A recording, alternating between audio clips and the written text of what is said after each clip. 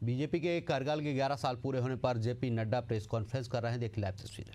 सरकार एक जवाबदेह सरकार, और इसके साथ साथ हम ये कहेंगे कि पॉलिटिक्स ऑफ रिपोर्ट कार्ड, यानी हम अकाउंटेबल गवर्नमेंट, जो हम काम कर रहे हैं उसको हम जनता के सामने अकाउंट करते हुए चीज़ों को रखें। ये नई संस्कृति पैदा हुई और इसलिए मैं बड़े गर्व के साथ ये कह सकता हूँ कि पिछले 11 साल में मोदी जी के नेतृत्व में चलने वाली सरकार ने भारत की राजनीति की संस्कृति को बदलकर न्यू नॉर्मल, न्यू ऑर्डर को स्थापित किया है।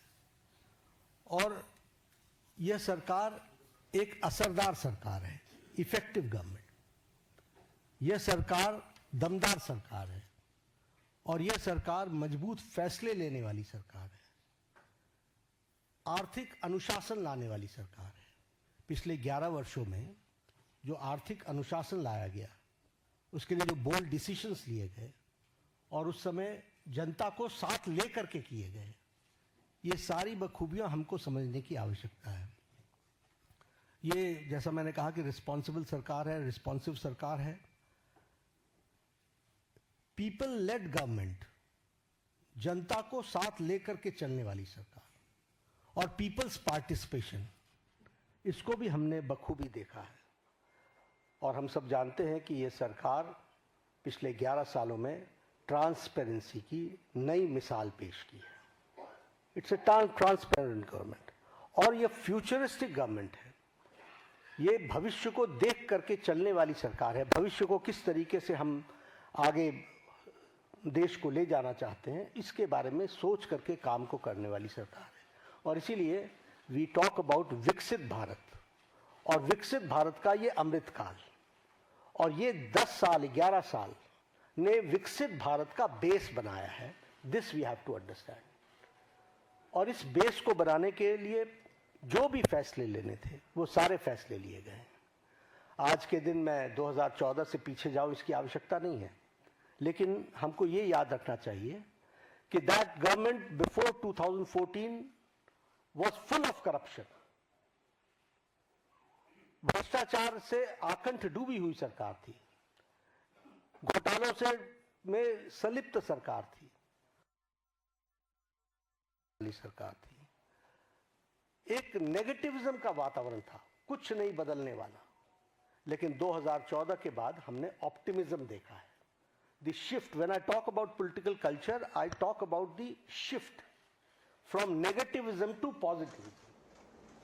आज हम मतलब मैं नहीं, भारत का आम नागरिक कहता है मोदी है तो मुमकिन है। मोदी जी के बारे में ये धारणा बनना, समस्याओं का सॉल्यूशन करेंगे और समस्याओं को सॉल्व करेंगे, ये आम व्यक्ति की धारणा बन गई है। और इसीलिए हम ये भी कह सकते हैं कि ऑप्टिमिज्म में विकास, आविष्कार और नवाचार, ये तीनों चीज़ें जुड़ी हैं। आज हम डेवलपमेंट भी कर रहे हैं और उसके साथ साथ हम बेस्ट प्रैक्टिसेस भी ला रहे हैं, नवाचार भी हो रहा है, और इस तरीके से विकास के काम को आगे बढ़ाया है। अगर मैं मोदी जी के शब्दों में बताऊं तो उन्होंने कहा है कि this decade will prove to be the base of the development of the future विकसित भारत। और इसी काम को लेकर के जो हम लोगों ने उनके नेतृत्व में जो उन्होंने नीतियां दी, परफॉर्म, ट्रांसफॉर्म, रिफॉर्म, इसको हर पॉलिसी में हम सबको देखने को मिलता है, हर नीति में हमको देखने को मिलता है। एवरी पॉलिसी आप देखेंगे तो इट्स डिफरेंट। पुरानी पॉलिसीज में भी जो चेंजेस आई हैं वो इसलिए कि रिफॉर्म चाहिए, और उसी के साथ साथ हमको ट्रांसफॉर्म करना है और इसके लिए परफॉर्म करना है।